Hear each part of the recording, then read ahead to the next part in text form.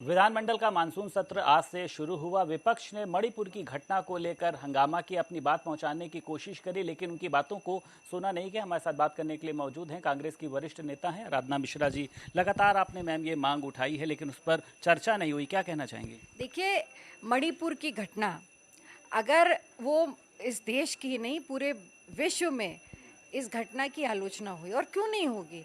दो बेटियों को, इस देश की दो बेटियों को जिस तरह से उनको अपमानित किया गया, उनको लज्जित किया गया, मैं मानती हूँ कि उत्तर प्रदेश ये देश में ही नहीं, ये विश्व इतिहास में इस तरह की घटना हम सबके संज्ञान में, शायद मेरे संज्ञान में तो कभी नहीं आई। और इस तरह की घटना को के खिलाफ अगर हम सदन में निंदा प्रस्ताव लाना चाहते थे, तो मैं इतना मानती हूँ कि इतनी संवेदनशीलता तो सरकार के पास होनी चाहिए।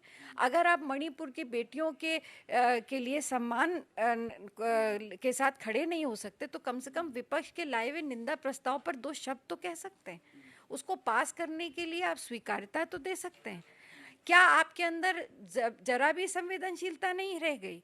वो इसी देश की बेटी है जिनको अपमानित किया गया। कि मैम वजह आप क्या देखती हैं, क्या लगता है आपको, क्यों नहीं इस पर निंदा प्रस्ताव ला रहे हैं, क्यों नहीं चर्चा की जा रही है? हालांकि उन्होंने ये बात भी कही कि फिर हम राजस्थान, बंगाल, केरल सब पे चर्चा करें, लेकिन मणिपुर की चर्चा क्यों नहीं हो रही? कौन मना कर रहा है उनसे कि आप और किसी राज्य की बात ना करें? किसने मना किया? आप लाइए ना। आपके अंदर अगर इच्छा शक्ति है तो आप लेके आइए, चर्चा कराइए। कौन मना कर रहा है? पर जिस पार्टी का प्रधानमंत्री, जो कि सामूहिक जिम्मेदारी जिनके ऊपर है इस देश की व्यवस्था की, वो सदन चल रहा है, पार्लियामेंट, सदन के बाहर 4 सीढ़ियों के नीचे खड़े होकर के वो पत्रकारों को भाषण दे सकते हैं, पर 4 सीढ़ी 4 कदम चढ़कर वो सदन के अंदर अपना बयान नहीं दे सकते। ये तो उनकी सबसे प्रमुख जिम्मेदारी है। वो देश के प्रधानमंत्री हैं, और इतिहास में, आज़ाद भारत के इतिहास में इससे विपस्त घटना जो मणिपुर में हुई है वो नहीं हो सकती। अच्छा, राहुल गांधी की सदस्यता को मैम बहाल कर दिया गया, आप लोगों की एक बड़ी जीत हुई है।